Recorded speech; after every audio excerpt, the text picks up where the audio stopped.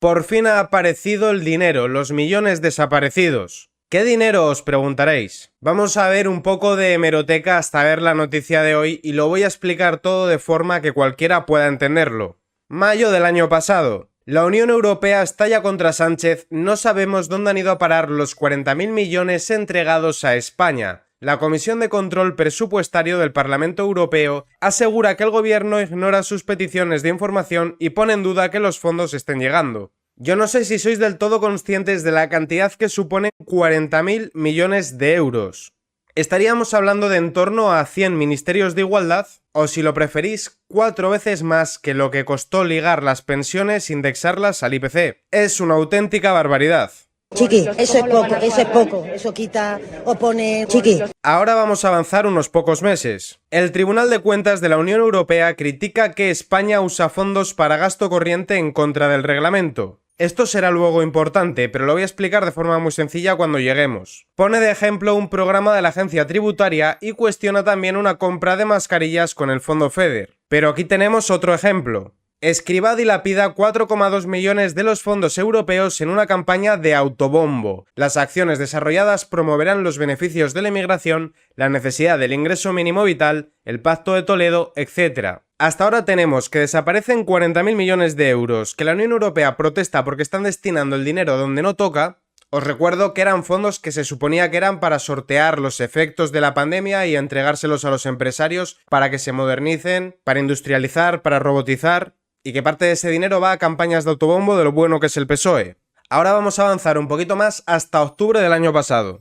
Ultimátum de Bruselas, da 9 días a España para revelar los beneficiarios de los fondos europeos. Nuestro país podría enfrentarse a sanciones y restricciones por parte de la Comisión Europea. Bruselas exige la publicación inmediata de la lista de los 100 principales beneficiarios de los fondos de recuperación europeos Next Generation en los próximos 9 días. Se trata de un paso clave en la gestión transparente y la supervisión de estos recursos financieros. España acumula más de 7 meses de retraso a la hora de publicar dicho listado. Y es verdad que la Unión Europea serán todo lo progres que queráis, pero la pela es la pela. Y aquí había algo raro que no terminaba de encajar. Ahora vamos a avanzar un mes más, a noviembre del año pasado. El empleo público se dispara con Sánchez y registra un nuevo récord histórico. El número de empleados públicos crece en más de 400.000 desde 2018 y ya supera la barrera de los 3,5 millones. Para que os hagáis una idea, está el sector primario, pesca, agricultura, ganadería, el sector secundario, que sería la industria, y el sector terciario, que son los servicios. La suma de todos los empleos del sector secundario es de 2.726.000 en toda España. No en Madrid, no en Cataluña, en toda España. Todo el sector secundario estoy diciendo, no un sector concreto de la industria. Pues hay 1 millón más de funcionarios. España se encuentra en una situación más compleja que el resto, ya que es el Estado miembro que más fondos ha recibido a fondo perdido, sumando más de 77.000 millones de euros. Y estamos hablando de que solo habrían aparecido 37.000 millones. Los otros 40.000 millones no se sabía dónde estaban. Ahora vamos a saltar a mediados del mes pasado, es decir, diciembre de 2023. Los fijos discontinuos apuntados al paro marcan récord y rompen la cota de los 700.000. Pero estamos hablando de los que sí que están computando como parados. El gobierno esconde 1,17 millones de parados para ocultar el fuerte crecimiento del desempleo, y esto era agosto del año pasado. Más personas han ido perdiendo su empleo desde entonces. Aparte del dinero desaparecido, estamos viendo que por culpa de las reformas laborales, la subida del salario mínimo interprofesional, la inflación, la subida de impuestos, etc., un montón de personas están perdiendo su empleo, pero lo están maquillando, dopando las cifras con los fijos discontinuos que no todos computan como parados, sacar plazas de funcionarios para darle una patada al balón y alejar el problema unos años, no han solucionado el problema, simplemente lo han alejado, y concursos de formación. Pero me diréis, ¿y qué tiene que ver eso con el dinero? ¿Dónde está el dinero? El dinero ha aparecido. Os había dicho que en España hay 3,5 millones de funcionarios, que Sánchez había contratado a 400.000 funcionarios más, pero esa era la información que teníamos hasta hoy. Esa información estaba incompleta. Bruselas obliga al gobierno a contar bien el número de empleados públicos y aparecen 300.000 más. El gobierno de Pedro Sánchez admite que no ha estado contabilizando de manera precisa el número de funcionarios en el país. Ahora ya sabemos dónde estaba por lo menos parte de esos 40.000 millones de euros que no aparecían por ninguna parte. Se acercaban las elecciones del 28 de mayo, se acercaban las elecciones del 23J. De ninguna manera PSOE y Sumar, recordad que la cartera de trabajo dependía de Yolanda Díaz y la cartera de economía de Nadia Calviño, podían enfrentar las campañas del 28 de mayo y del 23J con los datos reales de empleo y los datos reales de la economía. Se les hubiese expulsado de todas partes, doparon las cifras del paro. Y ahora voy a explicar por qué esto es un problemón, probablemente uno de los mayores problemones que tiene España ahora mismo, de tal forma que todo el mundo pueda entenderlo. Si en tu hogar están entrando tu nómina y la de tu pareja de 1.000 euros cada nómina, estaríamos hablando de un activo de 2.000 euros en concepto de salarios. Activo. Si tienes una plaza de garajes alquilada y te pagan 100 euros, estaríamos hablando de otros 100 euros de activo.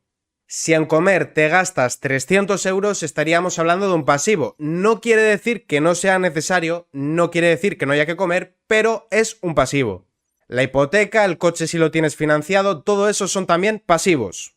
Y si el pasivo supera el activo, tú tienes que ir al banco a pedir un préstamo. Y luego hay que pagar intereses. Con eso en mente, en España tenemos 19,3 millones de nóminas públicas. Y las nóminas públicas las paga el Estado. Son un pasivo. No quiere decir que no sea necesario. Son un pasivo. Pero por contra solo tenemos 14,3 millones de nóminas privadas. Personas que trabajan del sector privado, que son un activo. Dentro de esas nóminas públicas están los jubilados, están los funcionarios, están el resto de empleados públicos que no están fijos y están los políticos. Dentro de las nóminas privadas están los autónomos, los empresarios y los trabajadores del sector privado. Hay un desfase de 5 millones de personas. Hay 5 millones de personas más cobrando una nómina pública que cobrando una nómina privada. Dicho de otra forma, cada persona que trabaja en el sector privado tiene a su cargo una persona y media que cobra una nómina pública. Y tiene que pagar de media anualmente 19.600 euros. Repito, 19.600 euros para pagar las nóminas públicas. ¿Y qué pasaba en el hogar cuando los pasivos eran superiores a los activos? Que tenías que ir al banco a pedir un préstamo. ¿Y qué está pasando en España?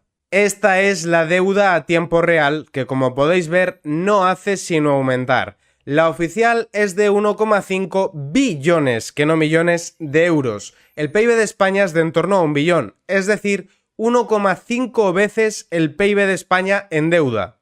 Debemos más de lo que vale el país. Pero esa es la oficial, la real es de casi 2 billones. Y si eso lo dividimos por cuánto debe cada persona, un español que naciese ahora mismo debería 41.120 euros. Pero un español que acaba de nacer no puede pagar la deuda porque no tiene trabajo ni paga impuestos. Así que hay que dividirlo por contribuyentes y cada contribuyente, cada persona que está dada de alta, debe 96.412 euros. Yo no sé si sois conscientes del pufo que esto supone. Pero en el caso hipotético que os formulé antes, estaríamos hablando de una persona que ya no se gasta los 300 euros en comida, sino en pedir un préstamo para pagar a otro banco porque le debe muchos intereses. No hay plata. Y si queréis saber cuánto vale la broma, voy a sacar a los jubilados de la ecuación y voy a centrarme en mostraros únicamente lo que nos gastamos en pagar las nóminas de políticos y de los funcionarios antes de que supiésemos que Sánchez había ocultado 300.000 empleados públicos. O sea que realmente es más de lo que os voy a mostrar ahora. Y ya de por sí lo que os voy a enseñar es una barbaridad. España bate el récord histórico en pagar a funcionarios y políticos 160.000 millones de euros. Yo os dije que el PIB de España es de en torno a 1 billón de euros. Estaríamos hablando de que casi una quinta parte del PIB se va exclusivamente en pagar esto. Para que os hagáis una idea, los presupuestos generales del Estado son en torno a 200.000 millones. Y volviendo al ejemplo de cuánto sería comparado con indexar las pensiones al IPC, equivaldría a 16 veces lo que nos costó. La factura de las nóminas públicas en 2023 se comió la totalidad de lo recaudado vía IRPF y supone ya 1 de cada 4 euros del gasto total. Y equivale también al 10% de la deuda pública. Pero yo os dije antes que esto es un problemón. Nosotros no ganamos lo que vemos en nuestra nómina, nosotros ganamos eso más el IRPF, más las costas de dar de alta en la seguridad social que las paga el empresario. De momento estamos viendo que han subido todos los impuestos y también que no hacen sino subir el salario mínimo interprofesional, que no es únicamente lo que percibe el trabajador, sino también el IRPF y dar de alta la seguridad social, como decíamos antes. Y no hacen sino subir el salario mínimo interprofesional al que hay que agregar dar de alta en la seguridad social, que lo paga el empleador, como he dicho antes. Esto lo que quiere decir es que todas las personas que no sean capaces de generar la misma cantidad de dinero de su sueldo, el IRPF y darles de alta la seguridad social es gente que no va a ser contratada. Esta gente que no es contratada es gente que no consume. También son ganancias que deja de tener el empleador, ganancias que no puede reinvertir en su propio negocio, y la suma de todos estos factores termina creando una gigantesca pelota de nieve que conforme va descendiendo va haciéndose cada vez más grande. Y por todo ello llegamos a la siguiente noticia. Sánchez sitúa a España a la cola de la OCDE en productividad. Volvemos a niveles de 2009. Un demoledor estudio recalca que el PIB por ocupado cae un 3,8 bajo gobierno de Sánchez, frente al aumento del 4,6 observado en la media de la OCDE. Sánchez está dándole una patada al balón.